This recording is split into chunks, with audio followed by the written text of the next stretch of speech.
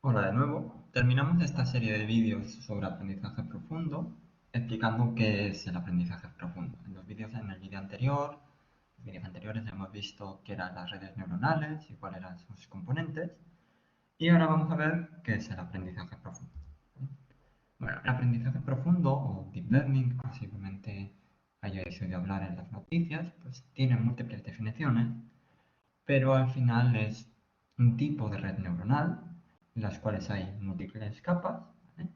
Y lo que hacen estas múltiples capas con múltiples neuronas pues es aprender una jerarquía de descriptores que va desde bajo nivel a alto nivel, ¿vale?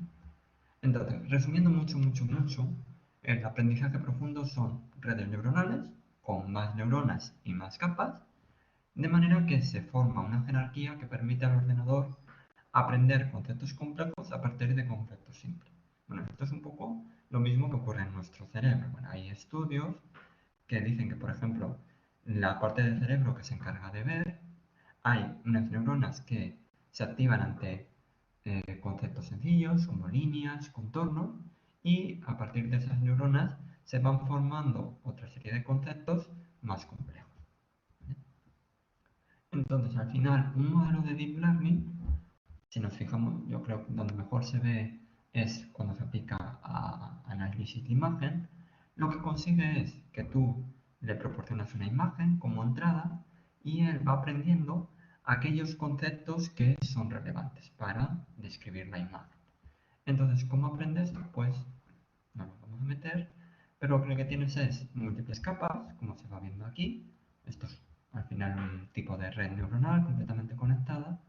Y lo que aprende es, en las capas bajas, aprende conceptos sencillos, como texturas, formas, y a partir de esos conceptos va construyendo conceptos algo más complejos. Pues como podrían ser los bordes, texturas algo más complejas.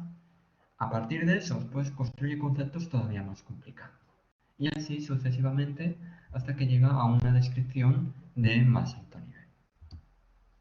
Entonces, ¿qué es lo que diferencia el modo tradicional del aprendizaje automático con el modo de aprendizaje profundo? Pues la diferencia radica principalmente en que en el modo tradicional, cuando nosotros teníamos nuestro dataset, lo teníamos que dar los descriptores, los daban las personas. Y eso pues hacía que, por así decirlo, esos descriptores estuvieran un poco sesgados sobre nuestra experiencia y creyendo que era lo mejor, cuál era la información más relevante para aprender. En cambio, lo que ocurre con el aprendizaje profundo es que nosotros le proporcionamos los datos en bruto al algoritmo, a la red neuronal, y lo que hace esta red neuronal es aprender aquellos descriptores y aquella información que realmente le es útil. Esa es la diferencia principal. Es decir, que en el modo tradicional era la persona a la que los humanos, lo que les decíamos al ordenador, pues tienes que aprender a partir de estos descriptores, mientras que en el modo de aprendizaje profundo aprende aquellos descriptores que son relevantes. Bueno, entonces las capas convolucionales, ¿vale?, que son las partes fundamentales de las redes neuronales que trabajan con imagen, pues detectan características como zonas de brillo, borde, y a partir de ellas se obtienen características más abstractas, ¿vale? Esto se ve bastante bien en este proyecto que es el microscopio de OpenAI, ¿vale?, que permite pues ver distintas... Uy, si me deja, no carga. Bueno, abierto 20 veces, la impaciencia que tiene, ¿vale? Son distintas arquitecturas de red, ¿vale? Y lo que nos permite ver es que están, bueno, no que están viendo, sino... A ver, se carga. Uy, se queda cargado. ¿Vale? Nos permiten ver qué es lo que hace que cada capa se active, ¿vale? Entonces, en qué se está fijando cada parte de la red. Entonces, si vamos a la parte de abajo, que me va, vemos que en las primeras capas lo que se está fijando son en patrones sencillos, colores sencillos, formas. ¿Vale?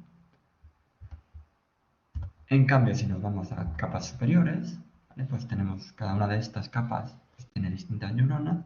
Vemos que empiezan a aparecer patrones más complicados. ¿Vale? Patrones más complejos en cada neurona que se están construyendo a partir de los anteriores. Si vamos a capas más profundas, ¿vale? Capas más hacia arriba de la red, pues vemos que ya empiezan a aparecer formas, patrones más complicados, etcétera, etcétera. Y si nos vamos a las últimas capas de la red, por ejemplo, esta de aquí, bueno, está igual, demasiado, vamos a una anterior, ¿vale? Pues empezamos a ver ya formas que ya empiezan a ser reconocibles. Por ejemplo, aquí se empiezan a ver, por así decirlo, ojos, ¿vale? Y bueno, si pulsáis nos muestra muestras del dataset y como veis pues se empiezan a apreciar que aquí hay ojos, ¿vale? Que son que activan, ¿vale? A ver si encontramos alguna otra, ¿vale? Se reconozca, por ejemplo aquí parece claramente que hay perros, ¿vale? Y ya veis que bueno, está detectando perros en distintas posiciones y formas, ¿vale? Y podéis aquí en radar, bueno, aquí se ven, esto parecen pingüinos, o formas, o torres, ¿vale? ¿Vale? Y hay muchísimas más, ¿vale? Y si ya vamos a las últimas capas, ¿vale? Pues podemos ver, esto parecen pájaros, que dice que no se está calculando todavía, podemos ver una capa anterior, aquí vemos, bueno, está calculando, le cuesta un poquitín, pero se ven los morros de un perro, etcétera, etcétera. ¿Vale? Entonces, bueno, estos son para imagen, que son las redes que se llaman convolucionales, que son un tipo de red neuronal en la cual pues las neuronas son un poco especiales, ¿vale? No hacen la operación que veíamos de sumar y multiplicar, sino que hacen otra serie de operaciones. Bueno, sin más, bueno, posiblemente hayáis oído que para entrenar el aprendizaje profundo pues es necesario muchos datos, mucha capacidad computacional, pero hay técnicas que permiten trabajar con pocos datos. Y un tipo de esta técnica es lo que se conoce como el transfer learning, ¿vale?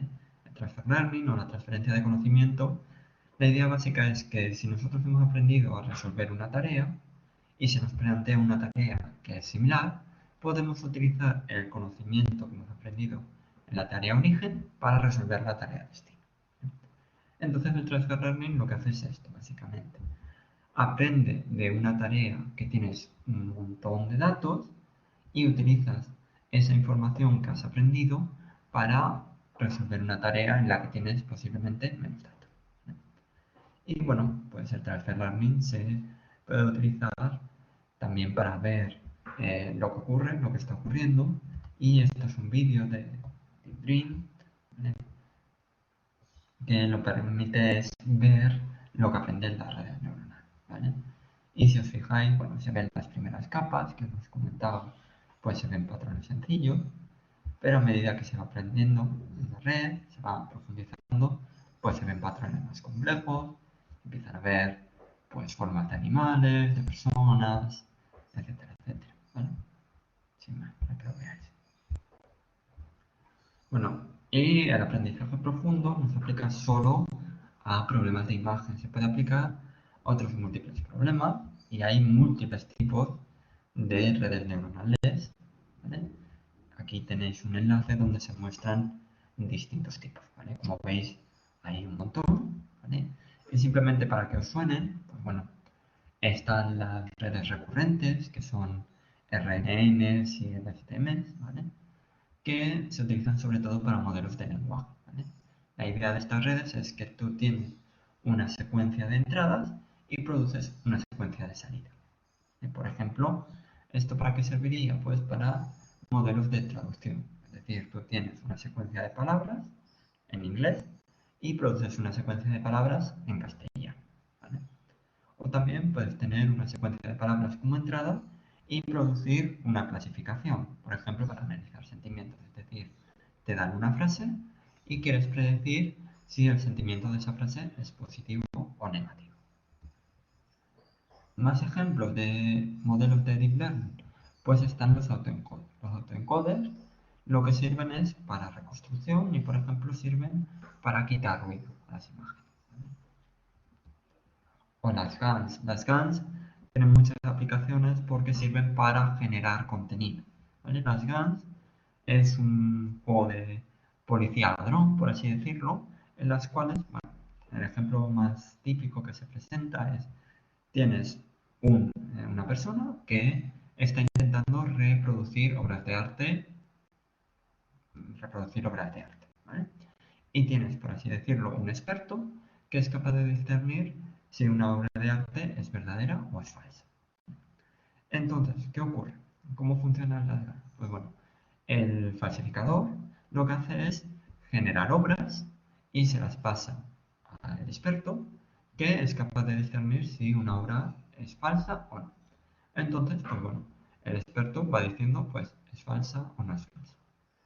Y a partir de esta información, el falsificador lo que es esa información que produce el experto de decir si es falsa o no, y va cambiando su estilo de cara de intentar engañar al experto. ¿Vale? Entonces es un proceso en el cual el falsificador se va entrenando para producir mejores falsificaciones y el experto también va aprendiendo a distinguir cada vez mejor cuáles son obras falsas y cuáles son obras verdaderas. ¿El objetivo cuál es? ¿Cuál es el objetivo del falsificador? Pues al final ser capaz de que no sea capaz de distinguir el experto si la obra que presenta es cierta o es falsa. ¿Vale? Entonces, una vez que tú has conseguido eso, pues estás consiguiendo obras falsas que son muy realistas. Y luego otro tipo de redes serían las redes Q, ¿vale? Que se utilizan para el aprendizaje por refuerzo. El aprendizaje por refuerzo, pues ¿qué ocurre? Que no tienes una respuesta a corto plazo, sino que la respuesta puede ser máxima puntuación que obtienes en un videojuego. ¿Vale? Entonces, las redes neuronales Q, ¿vale? Lo que hacen es, tienen un estado en el cual aprenden y toman una acción. ¿Vale? Y el objetivo es obtener un aprendizaje, aprender a tomar las acciones correctas de manera que se obtenga la mayor puntuación. ¿Vale? Esto tiene muchas aplicaciones, no solo en videojuegos, sino también en otros tipos de problemas. Y bueno, hay muchísimas más, es un campo que está en constante desarrollo y que tiene muchísimas aplicaciones. Y bueno, con esto termina lo que serían los conceptos de aprendizaje profundo. Espero que os haya servido y un poco que entendáis qué son estos conceptos y que la próxima vez que oigáis hablar, pues sepáis un poco de qué va la historia.